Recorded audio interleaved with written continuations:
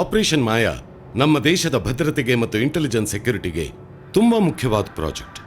Agent ಸಾರಥಿ, ಇದನ್ನ execute ಮಾಡೋ responsibility ನಿಮ್ದೇ. ಇದ್ರ ಬಗ್ಗೆ ಏನಾದರೂ ಅಪ್ಡೇಟ್ಸ್ ಇದೆಯಾ? ಆಪರೇಷನ್ ಮಾಯನ ನಾವು ಎಕ್ಸಿಕ್ಯೂಟ್ ಮಾಡಬೇಕಾದ್ರೆ ಅದು ಅಂಡರ್ವರ್ಲ್ಡ್ನವರ ಕೈಲೇ ಸಾಧ್ಯ. ಅದಕ್ಕೆ ಅಲ್ಲಿಂದ ಬೆಸ್ಟ್ ಆಗಿರೋರ್ನೇ ಕರೆಸ್ಬೇಕಾಗತ್ತೆ. ಏನ್ ಮಾತಾಡ್ತಾ ಇದ್ದೀರಾ ನೀವು? ಆಪರೇಷನ್ ಮಾಯಾಗೂ ಅಂಡರ್ವರ್ಲ್ಡ್ಗೂ ಎಲ್ಲಿಂದ ಸಂಬಂಧ? ನಾನು ಸರಿಯಾಗಿ ಹೇಳ್ತಾ ಇದ್ದೀನಿ. ಅಂಡರ್ವರ್ಲ್ಡ್ ಅಂದಿದ ತಕ್ಷಣ ನಮಗೆ ನೆನಪಿಗೆ ಬರೋದು ಮಚ್ಚು, ಲಾಂಗು ಅಥವಾ ಗನ್ ಹಿಡಿದು ರಕ್ತ ಹರಿಸಿ ಹೆದರಿಕೆನೆ ಬಂಡವಾಳ ಮಾಡಿಕೊಂಡು ಹಫ್ತಾ, roll call, smuggling, real estate ಅಥವಾ ಡ್ರಗ್ಸ್, ಈ ಎಲ್ಲ ಡೀಲಿಂಗ್ ಮತ್ತು ವ್ಯವಹಾರ ನಡೆಸೋ ಕತ್ತಲಿನ ಭೂಗತ ಲೋಕ. ಆದ್ರೆ ಇದನ್ನು ಬಿಟ್ಟು ಇನ್ನೊಂದು ರೀತಿಯ ಭೂಗತ ಲೋಕ ಇದೆ. ಇದನ್ ಬಿಟ್ಟು ಇನ್ನೊಂದು ರೀತಿಯ ಭೂಗತ ಲೋಕನ? ಅದ್ಯಾವುದು ನಮ್ಗೆ ಗೊತ್ತಿಲ್ಲದೆ ಇರೋದು? ಪ್ರೀತಿಯ ಭೂಗತ ಲೋಕ ಅಥವಾ ಲವ್ ಅಂಡರ್ವರ್ಲ್ಡ್. ಇದು ಕೂಡ ಪ್ರಪಂಚದಾದ್ಯಂತ ಇದೆ. ಇದು ಒಂದು ವಿದ್ಯೆ, ಹುಡುಗಿಯರ ಹೃದಯ ಕದಿಯೋ ವಿದ್ಯೆ. ನೀವು ಇಂಟರ್ನೆಟ್ನಲ್ಲಿ ಅಟ್ರಾಕ್ಷನ್ ಆರ್ಟ್, ಪಿಕಪ್ ಆರ್ಟ್ ಅಥವಾ ವೆನ್ಯೂಷನ್ ಆರ್ಟ್ ಅಂತ ಒಂದು ಸಲ ಟೈಪ್ ಮಾಡಿದ್ರೆ ಸಾಕು, ಲಕ್ಷಾಂತರ ವೆಬ್ಸೈಟ್ಸ್ ಅಥವಾ ವಿಡಿಯೋಸ್ಗಳು ಓಪನ್ ಆಗುತ್ತೆ. ಈ ವಿದ್ಯೆ ಗೊತ್ತಿರೋ ವ್ಯಕ್ತಿಗಳನ್ನ attraction master, player, pickup artist ಅಥವಾ ಭಾರತೀಯ ಭಾಷೆಗಳಲ್ಲಿ ಮಾಯಾವಿ, ಕಿಲಾಡಿ, ರಸಿಕ ಮತ್ತಿನ್ನೇನೇನೋ ಕರೀತಾರೆ. ಇದು ಕೂಡ ಸಮಾಜಕ್ಕೆ ಗೊತ್ತಿಲ್ಲದೆ ನಡೆಯೋ ಒಂದು ಅಂಡರ್ವರ್ಲ್ಡ್ ಆಕ್ಟಿವಿಟಿ. ಇಲ್ಲಿ ಹುಡುಗಿರು ಮನಸ್ಸು ಗೆಲ್ಲೋ ವಿದ್ಯೆನೇ ಬಂಡವಾಳ. ಪ್ರಪಂಚದಾದ್ಯಂತ ಇರೋ ಈ ಅಂಡರ್ವರ್ಲ್ಡ್ ಭಾರತದಲ್ಲೂ ಇದೆ. ಇಲ್ಲಿನ ಪ್ರೀತಿಯ ಭೂಗತ ಲೋಕಕ್ಕೆ ಒಬ್ಬ ಅನಭಿಷಕ್ತ ದೊರೆ ಇದ್ದಾನೆ. ಹುಡುಗಿಯರ ಹೃದಯ ಸಾಮ್ರಾಜ್ಯ ಆಳೋ ಒಬ್ಬ ರಾಜ.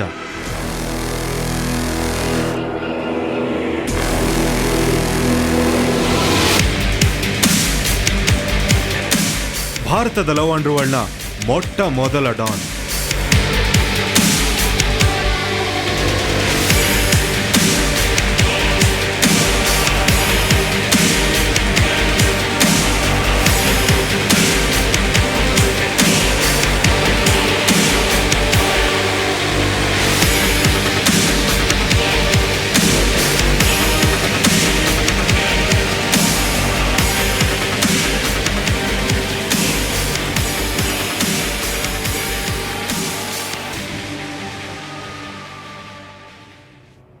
ಇಂಟ್ರೆಸ್ಟಿಂಗ್.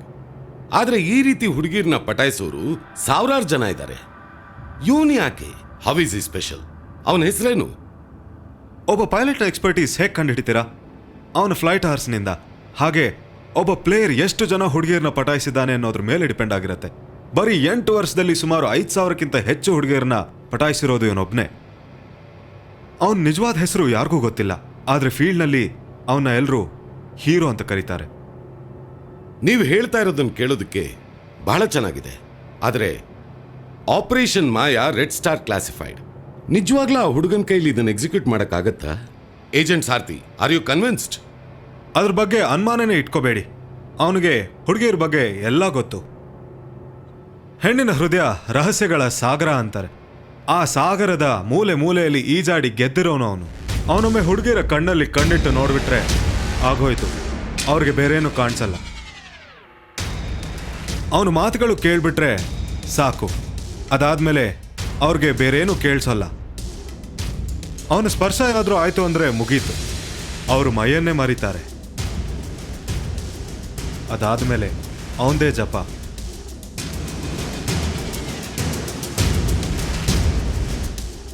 ಕೆಲವು ಹುಡುಗಿರು ಅವನು ಹೇಳ್ದಾಗೆ ಕುಣಿತಾರೆ.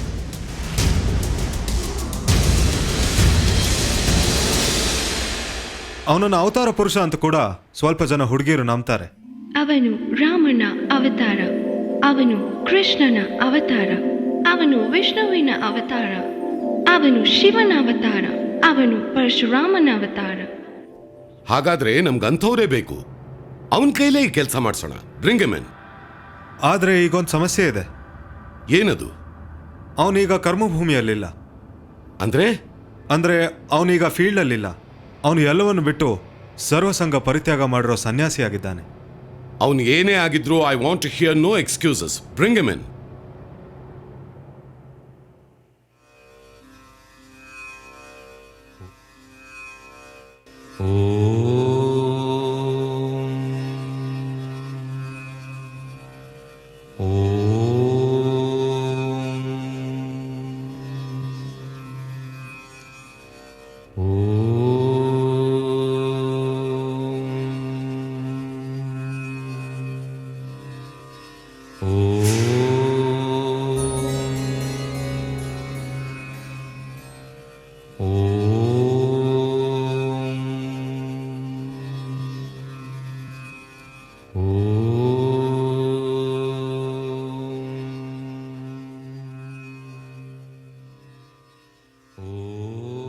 ನಿನಗೆ ನಾನೀಗ ಇದೆಲ್ಲ ಬಿಟ್ಬಿಟ್ಟಿದ್ದೀನಿ ಅಂತ ಗೊತ್ತಿಲ್ವಾ?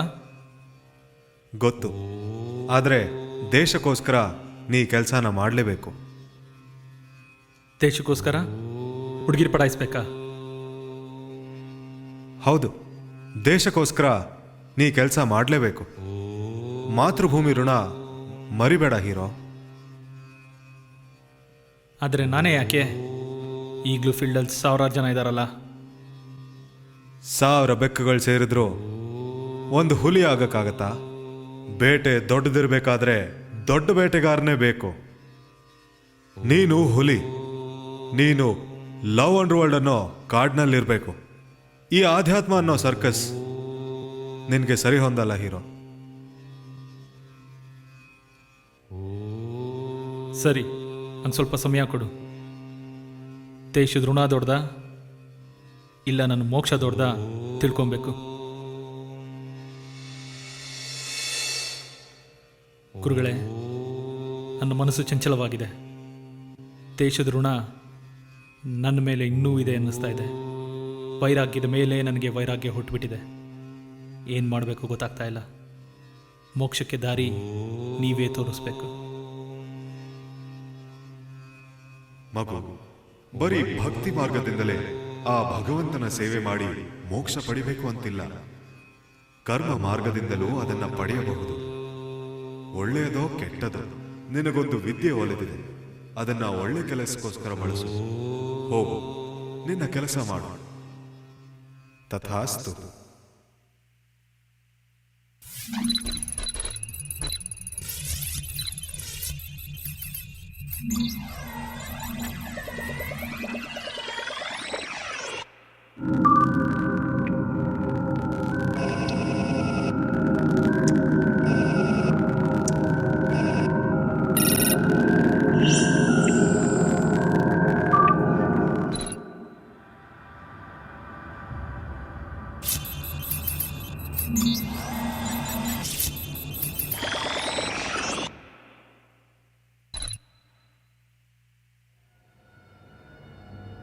ಹೀರೋ, ನಿಮ್ಮ ಬಗ್ಗೆ ತುಂಬಾ ಕೇಳಿದ್ದೀನಿ.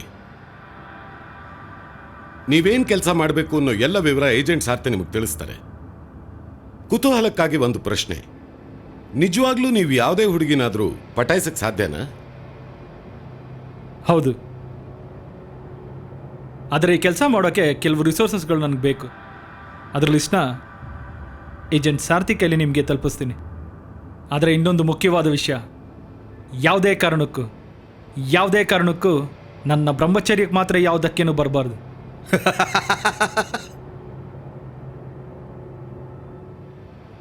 ಯಾರು ಇವನು? ಯಾಕೆ ನಗ್ತಾ ಇದ್ದಾನೆ? ಗರ್ಲ್ ಫ್ರೆಂಡ್ಸ್ ಇದ್ದಾರಾ ಇವನಿಗೆ? ಹೀರೋ, ಅವನನ್ನ ಸೀರಿಯಸ್ ಆಗಿ ತಗೋಬೇಡಿ. ಅವನು ಹೊಸ್ಪ. ಅದಿರ್ಲಿ, ಹೆಣ್ಣು ಮಾಯೆ ಅನ್ನೋ ಮಾತಿದೆ. ಆ ಮಾಯೆನ ನಿಜವಾಗ್ಲೂ ಗೆಲ್ಬೋದಾ? ಪ್ರತಿ ಗಂಡಸಲ್ಲೂ ಎಲ್ಲ ಮಾಯನು ಗೆಲ್ಲೋ ಶಕ್ತಿ ಇರುತ್ತೆ. ಅದಕ್ಕೆ ಏನು ಮಾಡಬೇಕು?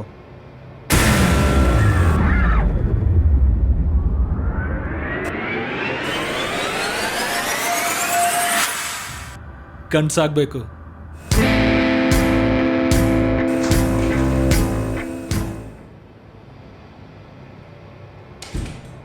ಏನು ವಿಚಿತ್ರವಾಗಿ ಮಾತಾಡ್ತಾನೆ ಇವನು? ಅಲ್ಲ, ಹುಡುಗಿರನ್ನ ಪಟಾಯಿಸ್ಕೊತೀನಿ ಅಂತಾನೆ, ಬ್ರಹ್ಮಚರಿಯಾಗಿರ್ಬೇಕು ಅಂತಾನೆ. ಅದು ಸರಿ, ಕೊನೆಯಲ್ಲಿ ಗರ್ಲ್ ಫ್ರೆಂಡ್ಸ್ ಇದಾರ ಅಂತ ಕೇಳಿದ್ನಲ್ಲ, ಯಾಕೆ? ಅವನೇನು ಮಾಡ್ತಾನೋ ಹಾಗೆ ಮಾಡೋಕೆ ಬಿಟ್ಬಿಡು. ಸುಮ್ಮನೆ ಅವನ ತಂಟೆಗೆ ಹೋಗಬೇಡ. ಅವನು ಲವ್ ಅಂಡರ್ವರ್ಲ್ಡ್ ಡಾನ್. ನಿಂಗೆ ಲೈಫಲ್ಲಿ ಒಳ್ಳೆ ಹುಡುಗಿರು ಸಿಗಬಾರ್ದು ಆ ಥರ ಮಾಡಿಬಿಡ್ತಾನೆ. ನಿನ್ನ ಗರ್ಲ್ ಫ್ರೆಂಡ್ನ ಪಟಾಯಿಸ್ಕೊಳ್ತಾನೆ. ಅವನು ಸರಿ ಇಲ್ಲ. Is dangerous.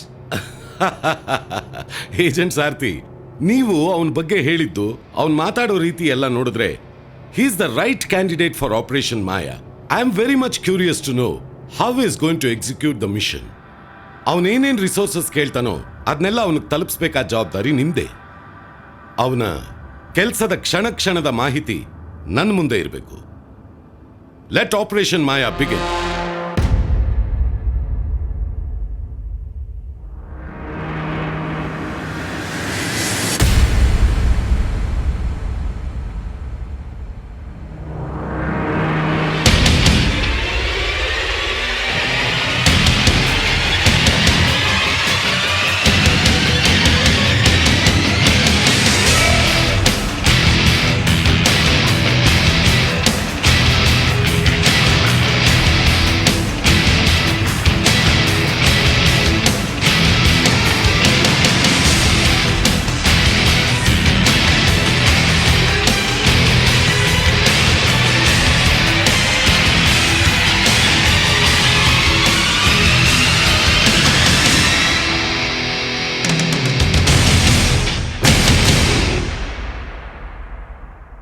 ಹಾಗಾದರೆ ನೀನು ಮತ್ತೆ ಫೀಲ್ಡ್ಗೆ ಬಂದಿದ್ಯಾ ಅಂತ ಎಲ್ಲರಿಗೂ ಹೇಳ್ಬಿಡೋದಾ?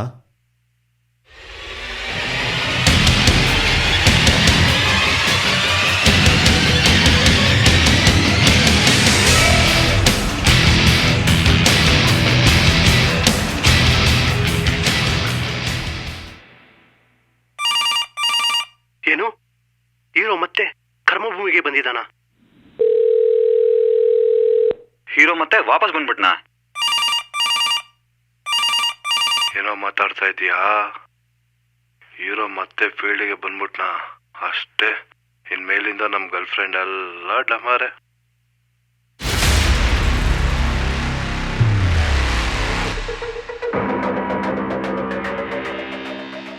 ಹಾಗಾದ್ರೆ ಹೀರೋದು ಶೋ ಆಫ್ ಯಾವತ್ತಿಂದ ಸ್ಟಾರ್ಟು ಫೀಲ್ಡಲ್ಲಿ?